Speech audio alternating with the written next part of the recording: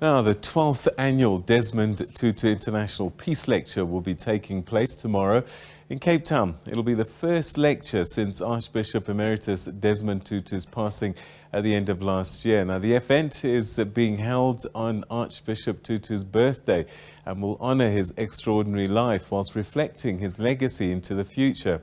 Speakers will include Deputy Secretary General of the United Nations, Amina J, Mohammed, and best-selling author Doug Abrams. Well, for a little bit more on this lecture, we're now joined via Zoom by Janet Jobson, who's CEO at the Desmond and Leah Tutu Legacy Foundation. Thanks very much indeed for joining us. I suppose this is quite an emotional one, isn't it, after the Archer's passing? Yeah, it definitely feels like quite a moment to remember and celebrate the Arch at the same time. I know particularly for the family, it's a really, grief lingers and certainly comes to the fore on anniversaries like this. But we're really trying to both honor the Arch and truly celebrate his legacy and particularly his extraordinary human spirit in the lecture. So how will it be celebrated? What have you instructed the speakers to do?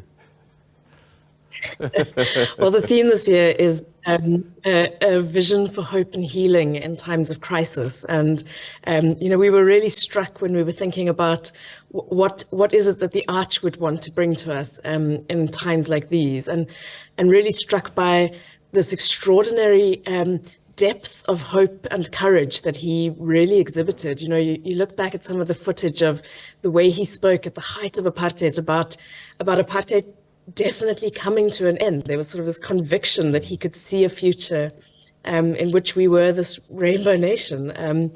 And so there's something about that conviction rooted in hope that we really wanted to bring to life now, in a time in which, whether it's the lights flickering in South Africa or it's war in Ukraine or, the struggle of climate change, it really feels like we need to find another powerful, new, radical sense of hope to guide us in our actions as we all take leadership in these times of crisis.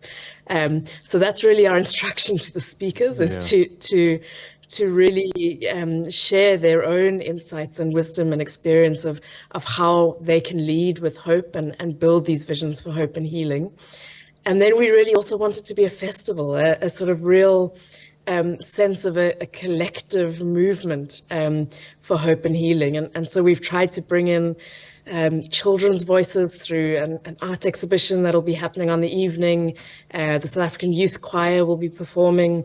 We've got clips from young people around the country and around the world, and really trying to root the Archer's legacy in hundreds of voices, in a sense that we all collectively own the work now of moving forward to make a more just and more beautiful and compassionate world.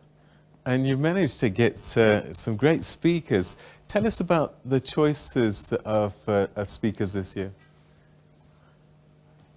Yeah, we really wanted to almost balance out a sort of globally relevant and rooted in sort of development speakers. And so we couldn't think of anyone better than the UN Deputy Secretary General, Amina J, Mohammed.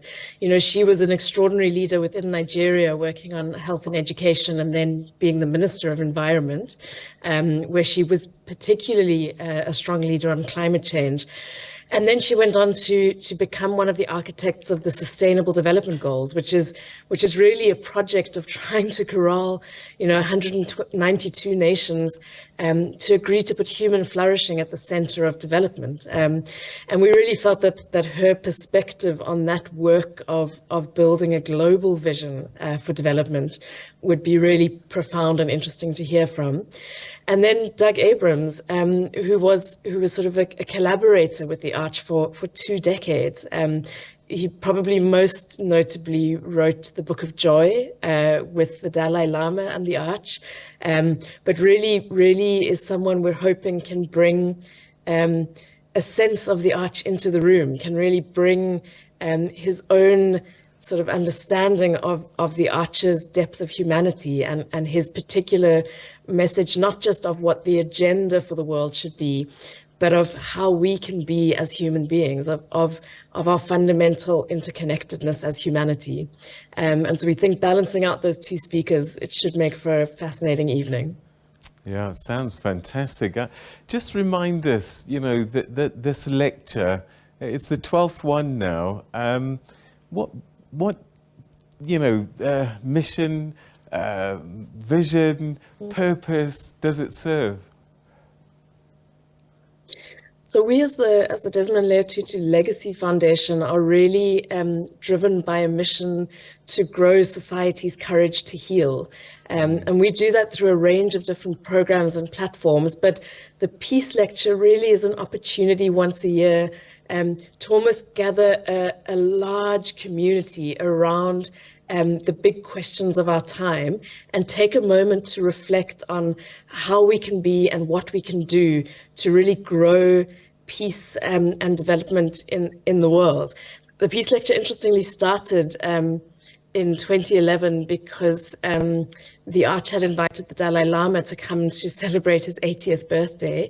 And the South African government, as we all know, denied the Dalai Lama a visa for that visit. And so the Arch, true to style, turned his birthday into an activist moment and held the first International Peace Lecture, which was given by the Dalai Lama virtually, and then became a really powerful opportunity to create a platform for Voices for Peace in the world and to build this sort of global moment in which we reflect on the work we all have to do to build a more just and compassionate society.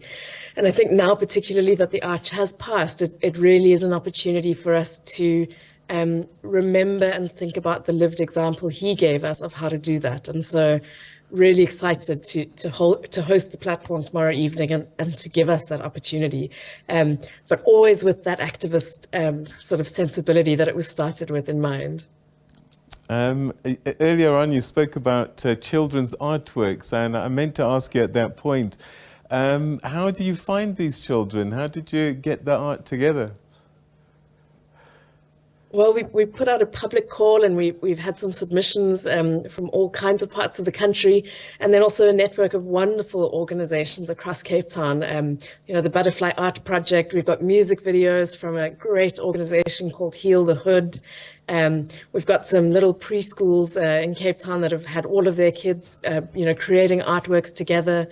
And it's just been a beautiful, beautiful process of sort of experiencing how children express their hope for the future. I think, you know, so much of the work we have to do as adults is to understand that we are stewards for our children. And so much of what the Sustainable Development Goals is also about is really about saying, how do we keep this world flourishing? How do we really think about sustainability in the face of climate change? And so having those children's voices, you know, in the room through their artworks, I think is going to lend a particularly profound and probably poignant perspective to the lecture, or at least that's what we're hoping.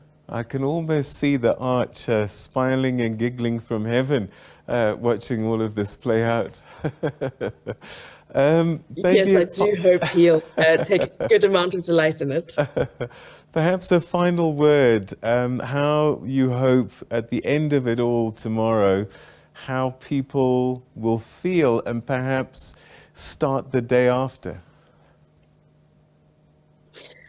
Yeah, well, I was talking to one of our speakers, Doug Abrams, earlier today, and he was saying, you know, the thing about hope is that it's contagious. And so I really do hope that tomorrow will give people an opportunity to see the light in the darkness. You know, the Arch profoundly understood the importance of not giving in to despair and cynicism. And so I do hope that on Saturday morning, everyone that's tuned in can wake up and really feel something profoundly important about not giving in to despair, no matter how hard things might seem at the moment, and that we can continue that as ripples and waves of change throughout our lives and the lives of everyone that we come across.